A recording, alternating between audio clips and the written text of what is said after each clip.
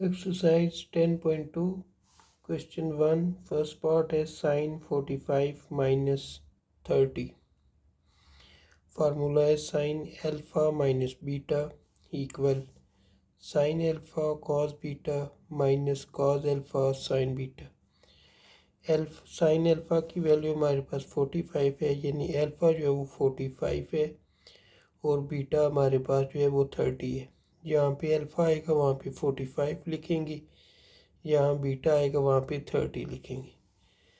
तो क्वेश्चन के मुताबिक हम फार्मूले के मुताबिक जो है वो क्वेश्चन लिखते हैं sine 45 into cos 30 minus cos 45 into sine 30।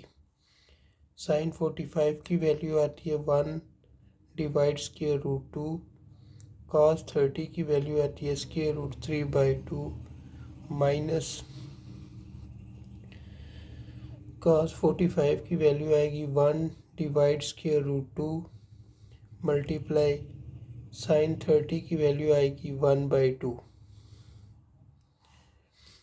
Square root 3 और 1 मल्टीप्लाई होंगे, स्क्वायर रूट 3 आ जाएगा, स्क्वायर रूट 2 और ये 2 मल्टीप्लाई होंगे तो 2 स्क्वायर रूट 2 आ जाएगा। 1 1 ज़ा 1 आ जाएगा, 2 को स्क्वायर रूट 2 से मल्टीप्लाई करेंगे तो 2 स्क्वायर रूट 2 आ जाएगा। दोनों का एलसीएम लेंगे, टू स्क्वायर रूट 2 आ जाएगा। जब नीचे सेम नंबर हो तो ऊपर वाले नंबर ऐसे ही आ जाएंगे, स्क्वायर रूट 3 - 1। ये इसका आंसर है।